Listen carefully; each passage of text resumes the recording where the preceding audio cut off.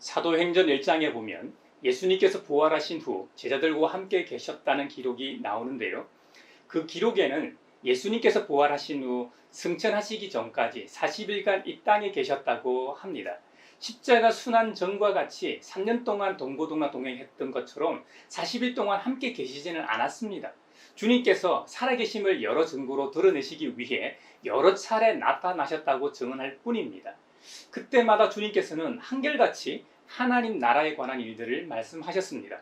그러던 어느 날, 물론 우리는 성경의 기록을 통해 부활하신 후 40일째임을 알지만 말입니다. 제자들의 입장에서는 갑작스런 어느 날이었을 겁니다. 그날 주님께서는 부활하신 후 제자들에게 불쑥 나타나셨던 것처럼 그날도 제자들에게 나타나셨습니다. 그날은 최후의 만찬처럼 제자들과 한 상에 둘러 앉으셨습니다. 그리고 사도들에게 당부의 말씀을 하셨습니다. 너희는 예루살렘을 떠나지 말고 내게서 들은 아버지의 약속을 기다려라. 요한은 물로 세례를 주었으나 너희는 여러 날이 되지 않아서 성령으로 세례를 받을 것이다 라고 말씀하셨습니다. 그 자리가 마지막 자리인지도 몰랐던 제자들 입장에서는 훗날 몹시도 후회되고 안타까운 시간으로 기억될 그 시간에 제자들이 주님께 마지막 질문을 합니다. 주님께서 이스라엘에게 나라를 되찾아 주실 때가 바로 지금입니까? 제자들 입장에서는 메시아이신 주님께서 오셨음에도 불구하고 정치적 상황이 조금 더 나아진 게 없고 아직도 로마 식민 상황이었기 때문에 그 질문을 한 것 같습니다. 며칠이 지나지 않아 성령 강림 후 성령의 충만함을 통해 주님의 오심의 진정한 의미를 깨닫게 되지만 말입니다. 하지만 이 시간까지 제자들은 생전에 주님의 그 많은 메시지를 이해하지 못했던 것 같습니다. 그래서 주님은 부활 후에도 계속해서 하나님 나라에 대해서 말씀하셨던 것이죠. 주님께서 이스라엘에게 나라를 되찾아 주실 때가 바로 지금입니까? 라는 이 제자들의 질문에 주님은 이렇게 답변하셨습니다. 때나 시기는 아버지께서 아버지의 고난으로 정하신 것이니 너희가 알 바가 아니다. 그러나 성령이 너희에게 내리시면 너희는 능력을 받고 예루살렘과 온 유대와 사마리아에서 그리고 마침내 땅끝에까지 이르러 내 증인이 될 것이다 하고 말씀하셨습니다. 이 말씀을 하신 다음에 주님은 제자들이 보는 앞에서 이 하늘로 올라가셨습니다. 구름 한 점 없는 날에도 너무 멀리 올라가면 인간의 시력으로는 볼 수 없지만 성경은 구름에 쌓여서 보이지 않게 되었다고 기록합니다. 주님께서 하늘로 올라가신 후 기이한 일이 또 일어났습니다. 주님께서 부활하신 날 이른 아침 천사들이 나타나서 증언했던 것처럼 그날 그 시간에도 천사들이 나타나 증언합니다. 갈릴리 사람들아, 어찌하여 하늘을 쳐다보면서 서 있느냐? 너희를 떠나서 하늘로 올라가신 이 예수는 하늘로 올라가신 것을 너희가 본 그대로 오실 것이다 하고 말했다는 겁니다. 남겨진 자들이 제일 먼저 한 일이 빈자리를 채우는 일이었습니다. 일꾼을 세우는 일이었습니다. 12사도 중 가룟 유다가 스승을 돈 때문에 팔아넘긴 일로 자책하며 자결함으로 공석이 생긴 자리를 채우는 것이었습니다. 이들은 주님의 당부대로 예수님 승천 후 예루살렘으로 돌아와 다락방에 모였습니다. 그 자리에는 11사도와 예수님의 모친 마리아와 동생들 그리고 여러 여자들이 함께 있었습니다. 그 수가 120명쯤이었다고 성경은 기록합니다. 주님이 없는 자리, 리더십의 부재로 나타난 효과라 할까요? 주님의 가르침의 효과가 나타나기 시작합니다. 주님은 사도들을 뽑으실 때 기도하신 후 부르시지 않으셨습니까? 사역을 할 때도 항상 기도 먼저 하신 후 행하시지 않으셨습니까? 예수님과 함께 할 때는 성경을 통해서 우리가 볼 때요, 십자가 순환 직전 정말 급박한 상황이 겟세마네 동산에서 기도할 때도 세상 모르고 졸지 않았습니까? 하지만 예수님 부재로 인한 긍정적 효과 때문일까요? 예수님의 모습을 따라 처음으로 한 일이 모여 한 마음으로 기도했다고 성경은 증언합니다. 이 모습을 볼 때 예수님 생전에는 그렇게 애먹이던 제자들이 이제야 비로소 결실을 맺는 것을 보게 됩니다. 우리도 무엇을 놓고 기도할 때 끈기 있게 인내하며 때를 기다리며 기도해야 한다는 교훈을 얻습니다. 혹시 주님처럼 사후에 응답된다고 할지라도 말입니다. 그리고 때로는 나나 그 일을 독점하던 사람이 없이 다른 사람들이 그들 스스로 할 기회나 시간을 주는 게 중요함을 또한 보게 됩니다. 우리도 교회 일을 할 때 잘하는 사람만 계속 그 자리에서 사역하게 하는 게 효율적일지는 몰라도 다양한 여러 사람이 사역할 기회를 뺏는지도 모르겠습니다. 협력해서 선을 이루는 것 중에 하나가 바로 여러 사람이 함께 일하는 것일 겁니다. 함께함으로 우리라는 공동체의 열매가 생기는 것입니다. 또 다른 가족을 얻는다는 것이죠. 최초의 성도들인 120명이 모여 함께 기도하고 첫 번째 한 일이 바로 일꾼을 세우는 일이었습니다. 12는 이스라엘에 있어서는 12지파를 의미하는 완준수였기 때문에 그 빈자리를 채웠는지는 모르겠습니다만 가룟 유다의 빈자리를 채우자고 수사도인 베드로가 먼저 제안합니다. 베드로가 여러 형제자매들 앞에서 일어서서 말합니다. 사도행전 1장 16절 이하의 말씀입니다. 형제자매 여러분, 예수를 잡아간 사람들의 앞잡이가 된 유다에 관하여 성령이 다윗의 입을 빌어 미리 말씀하신 그 성경 말씀이 마땅히 이루어져야만 하였습니다. 그는 우리 가운데 한 사람으로서 이 직무의 한 몫을 맡았습니다. 그런데 이 사람은 불의한 삭스로 밭을 샀습니다. 그러나 그는 거꾸로 져서 배가 터지고 창자가 쏟아졌습니다. 이 일은 예루살렘에 사는 모든 주민이 다 알고 있습니다. 그래서 그들은 그 땅을 자기들의 말로 아겔다마라고 하였는데 그것은 피의 땅이라는 뜻입니다. 시편에 기록하기를 그의 거처가 폐허가 되게 하시고 그 안에서 사는 사람이 없게 하십시오 하였고 또 말하기를 그의 직분을 다른 사람이 차지하게 해주십시오 하였습니다.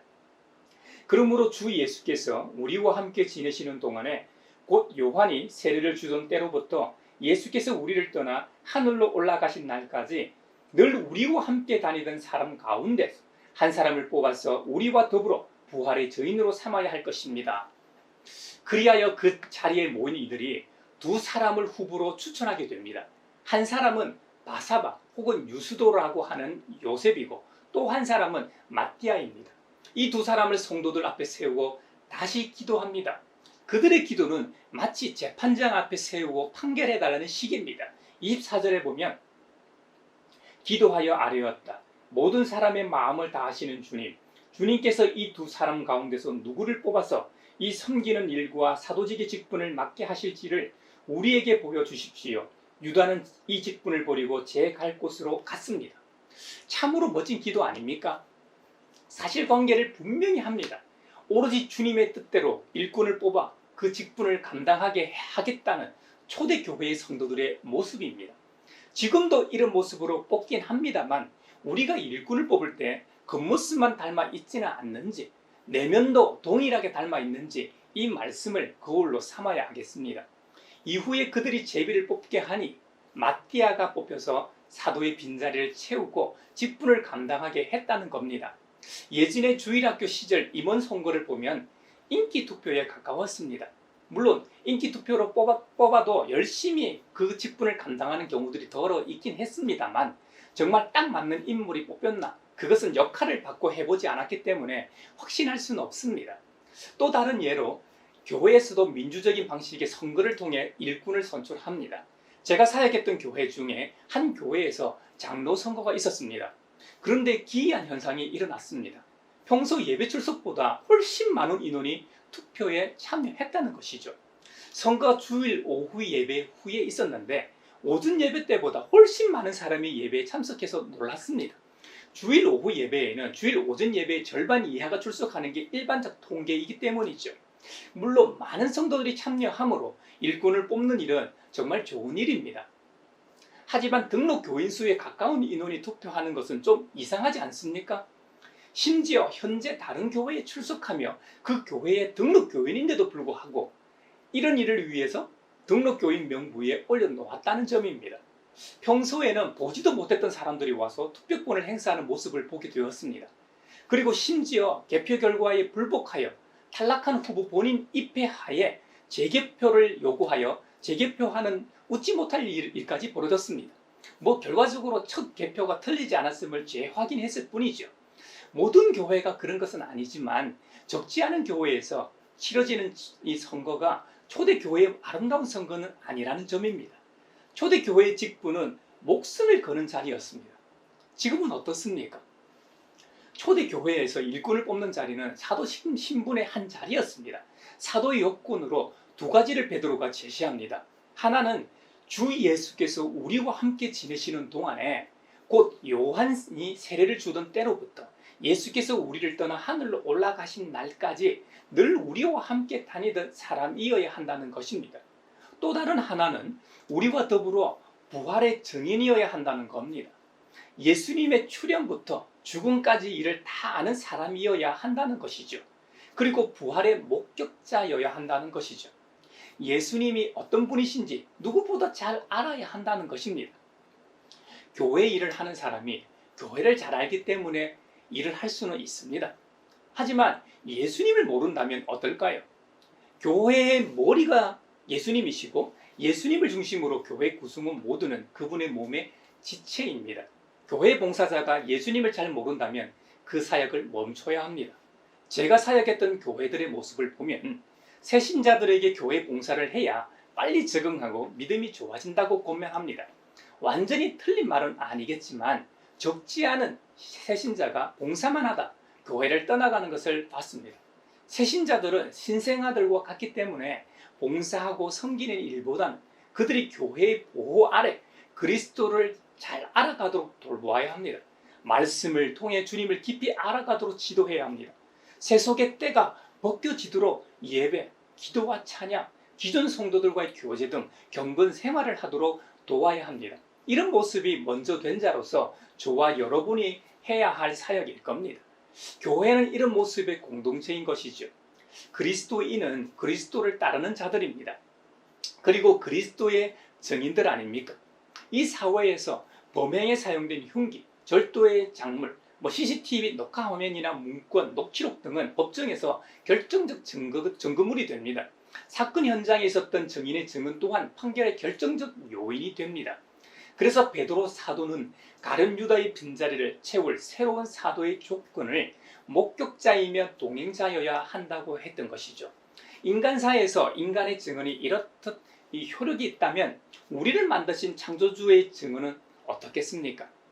그래서 요한일서 5장에 보면 요한 사도는 우리가 사람의 증언도 받아들이거늘 하나님의 증언은 더욱더 큰 것이 아니겠습니까? 하고 강조합니다.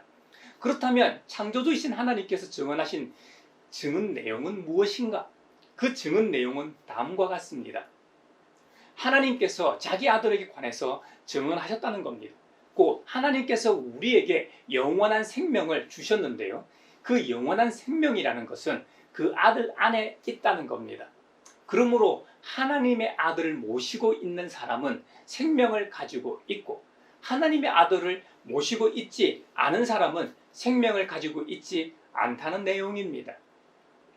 요한 사도는 요한일서 서신을 전달받는 여러분들이야말로 진정으로 영원한 생명을 가지고 있는 분들이라고 힘주어 말합니다. 왜냐? 여러분이 하나님의 아들을 믿는 사람들이기 때문이라는 거죠. 영원한 생명이란 문자적으로는 시간적 무한을 나타내는 영원함을 의미합니다. 만 여기서는 영원하신 하나님에게서 온 영적인 것을 의미합니다. 영원히 지속되는 생명이라기보다는 하나님을 알고 주님과 교제할 수 있는 생명, 하나님이 주시는 풍성한 것들을 누리는 생명을 의미합니다. 구원의 의미도 이런 의미로 보는 게 좋을 것 같습니다. 단순히 천국에 가는 것이 아니라 하나님과 교제를 이어가느냐 아니면 하나님과의 교제가 끊긴 상태인 단절이냐가 구원의 참 의미일 겁니다. 주님께서는 자신이 원래 자리로 되돌아가시면 홀로 남게 될 그리스도인인 우리를 위해 아버지 하나님께 기도하셨습니다. 요한복음 17장에는 우리 주님의 기도 장면이 아주 길게 기록되어 있는데요. 요한복음은 다른 복음서에 비해 주님의 말씀과 기도가 많이 수록된 복음서입니다. 그래서 요한복음을 영적인 책이라고 말하기도 합니다. 그 기도는 크게 세 가지입니다. 먼저 예수님 자신을 위한 기도입니다. 두 번째는 기도는 제자들을 위한 기도입니다. 세 번째 기도는 교회를 위한 기도입니다. 두 번째 기도 내용이 오늘 본문입니다. 주님께서는 이렇게 기도하셨습니다. 아버지께서 세상에서 택하셔서 내게 주신 사람들에게 아버지의 이름을 드러냈습니다. 나는 아버지께서 내게 주신 말씀을 그들에게 주었습니다. 지금 그들은 내가 아버지로부터 온 것을 알고 있습니다. 그래서 그들은 그 말씀을 받아들였습니다. 이제 나는 그들을 위해 빕니다. 그들은 모두 아버지의 사람들입니다. 나는 이제 아버지께로 갑니다. 하지만 그들은 세상에 홀로 남게 됩니다. 아버지께서 그들을 지켜주셔야 하겠습니다. 우리가 하나인 것 같이 그들도 하나가 되게 하여 주십시오. 내가 그들과 함께 지내는 동안은 아버지께서 내게 주신 아버지의 이름으로 그들을 지키고 보호하였습니다. 그러므로 그들 가운데서는 한 사람도 잃지 않았습니다. 다만 멸망의 자식만 잃은 것은 성경 말씀을 이루기 위함이었습니다. 이제 나는 아버지께로 갑니다. 내가 세상에서 이것을 아뢰는 것은 내 기쁨이 그들 속에 차고 넘치게 하려는 것입니다. 나는 그들에게 아버지의 말씀을 주었는데 세상은 그들을 미워하였습니다. 그것은 내가 세상에 속하여 있지 않은 것과 같이 그들도 세상에 속하여 있지 않기 때문입니다. 내가 아버지께 비는 것은 악한 자에게서 그들을 지켜주시는 것입니다. 진리로 그들을 거룩하게 하여 주십시오. 아버지께서 나를 세상에 보내신 것과 같이 나도 그들을 세상으로 보냈습니다. 그리고 내가 그들을 위하여 나를 거룩하게 하는 것은 그들도 진리로 거룩하게 하려는 것입니다. 하고 아주 길게 기도하셨습니다. 주님께서 아버지 하나님께 간구한 내용을 요약하면 아마 이럴 겁니다. 아버지께서 내게 주신 사람들을 내가 잘 가르치고 보호하였습니다. 하지만 나는 이제 때가 되어 아버지께로 갑니다. 그런데 걱정이 하나 있습니다. 내가 떠나가면 세상에 그들만 남게 됩니다. 아버지와 내가 하나이듯 그들도 하나 되게 하소서. 그래야 그들 속에 내 기쁨, 즉 아버지께서 주신 참 평화가 넘치게 될 겁니다. 그들이 비록 세상에서 살고 있으나 세상에 속해 있지 않으므로 세상은 그들을 미워할 것입니다. 그래서 아버지께서 진리로 그들을 지켜주시기를 바랍니다. 진리만이 그들을 세상으로부터 지킬 수 있기 때문입니다. 하는 내용입니다.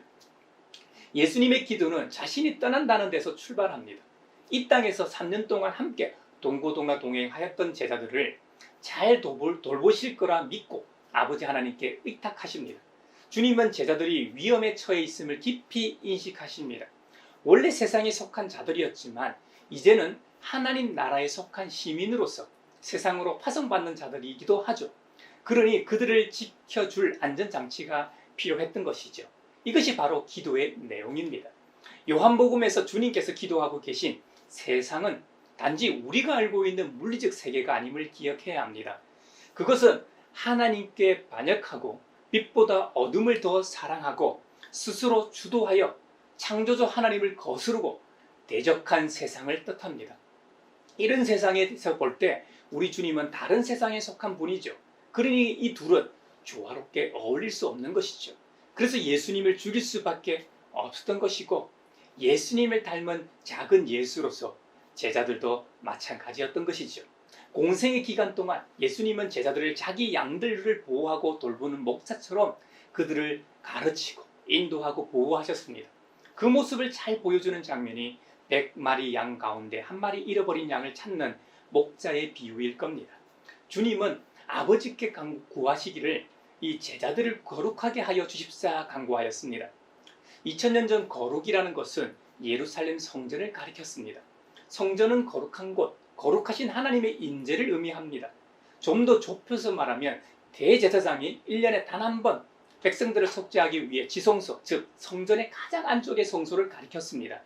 대제사장이 거룩하신 하나님의 인재 안으로 돌아가서 백성들을 위해 기도하려면 특별히 성별의식을 거쳐서 구별되어야 했습니다. 성육신 이후로 이제 거룩한 성전은 물건을 사고 파는 예루살렘의 성전이 아니라 주님의 몸입니다. 예수님께서 하나님의 일을 하시기 위해 구별되셨죠. 그 거룩한 구별된 삶을 사신 주님께서 자신이 떠나가기 때문에 자기 제자들이 악에서, 즉 세상의 속임수와 덫에서 보호되길 바라며 아버지께 간구하고 계신 것이죠. 주님의 기도 가운데 흥미로운 대목이 있습니다. 10절에 보면 나는 그들로 말미암아 영광을 받았습니다 하는 구절이 나옵니다. 제자들은 하나님 아버지께서 예수님에게 주신 사람들입니다. 하나님의 거룩한 영이신 성령님께서 우리의 마음을 움직이셔서 예수님을 믿음으로 주님의 사람이 되게 하셨습니다. 그래서 그리스도인들은 예수님에 대한 사랑과 헌신으로 불타는 것이죠. 이것이 바로 성령의 역사입니다. 의사가 명성을 얻는 것은 단 하나입니다. 바로 병자의 병을 고칠 때입니다. 그 의사가 치유한 환자로 인해 그 의사는 명성과 영예를 얻게 되는 것입니다. 교사도 그 교사로부터 가르침을 받은 학생으로 인해 영예를 얻습니다. 요즘은 미스 코리아 대회가 시들어졌습니다만 예전에 미스 코리아 대회 때마다 수상 소감에서 빠지지 않는 대목이 미용실 원장에 대한 인사였습니다. 그러면 그 미스 코리아 입상자로 인해 그 미용실은 입소문을 타고 문전성시를 이루게 됩니다. 이와 같이 예수님에게 있어 명예와 영예를 주는 사람은 다른 사람이 아니라 예수님께서 구원하신 사람들입니다. 그들로 인해 예수님께 영광이 되는 것이죠. 이럴 때 그리스도인들은 예수님께 영광을 돌리게 됩니다. 자, 그러면 그리스도인들은 어떻게 예수님께 영광을 돌릴 수 있을까요? 주님께 영광을 돌리는 길은 영혼 구원이겠지요. 그렇다면 어떻게 하면 영혼 구원을 할 수 있을까요? 물론 직접적으로 전도하는 길일 겁니다. 저는 이 시간 노방전도나 가가호호 방문전도를 말하는 게 아닙니다. 목회자로서 저 개인적으로는 건강한 기독 시민으로 바르게 살 때 주님께 영광을 돌릴 수 있다고 믿습니다. 시민성이라는 것은 시민이 지녀야 할 덕을 지칭합니다. 시대마다 시민성이란 다를 겁니다. 고대 그리스 시대에는 시민의 덕으로 플라톤의 정의, 지혜나 아리스토텔레스의 중용 등이 중요시 됐을 겁니다. 근대에 와서 프랑스 혁명 등을 보면 신민의 덕으로 자유, 평등, 박애, 관용 등이었을 겁니다. 오늘날에는 타인에 대한 배려, 정의와 공정, 공공의식 등이 중요한 덕목일 겁니다.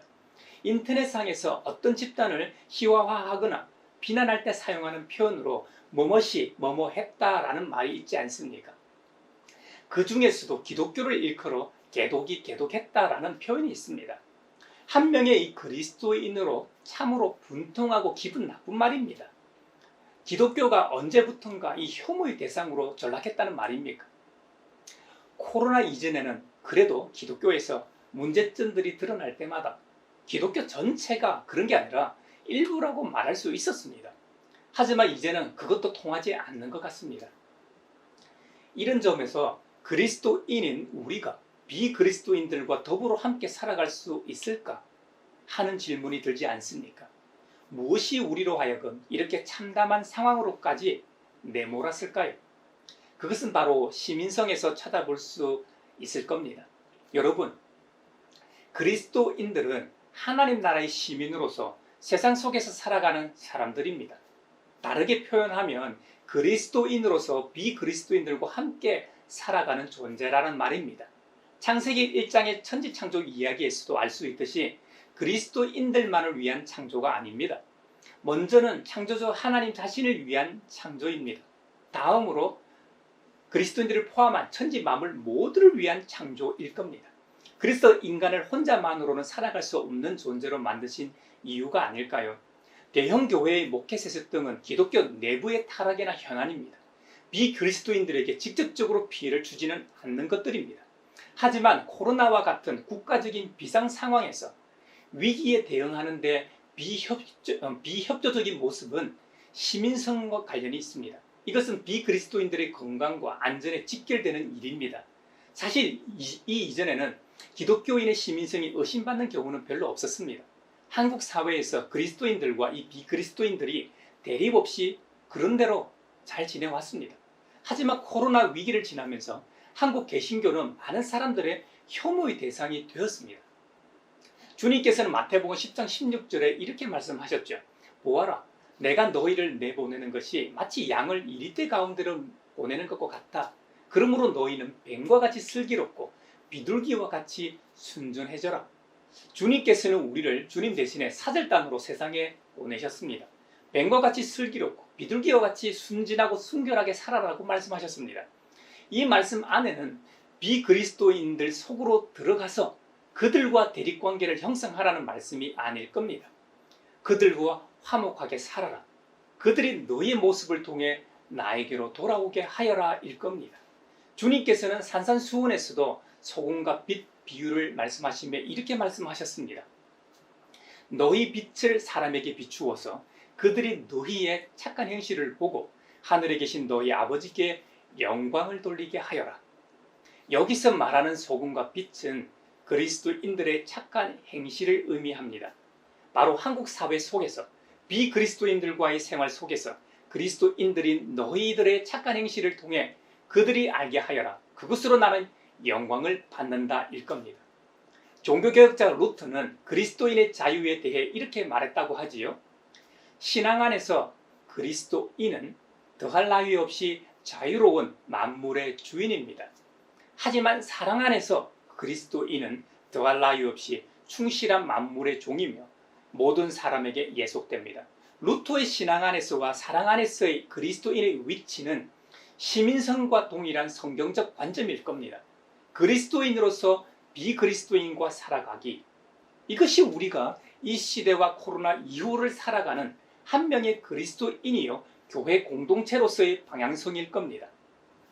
교회에서 일꾼을 뽑을 때나 사회에서 시민으로서 투표에 참여하는 것도 마찬가지일 겁니다. 우리 모두가 이 사회에서 시민으로서 살아가도록 바르게 섬길 일꾼을 뽑을 때 오늘의 말씀이 도움되길 바랍니다. 5월은 가정의 달입니다. 우리의 가족 개념을 좀 더 확장시키신 주님의 말씀처럼 이번 한 주간도 우리의 혈연의 가족뿐만 아니라 한국 사회에서 살아가고 있는 시민들, 특히 우리가 만나고 접촉하고 관계 맺는 모든 이들을 가족으로 대하는 은혜와 기쁨이 있기를 바랍니다. 그 행실로 주님께 영광을 돌리는 저와 여러분이 되시기를 바랍니다.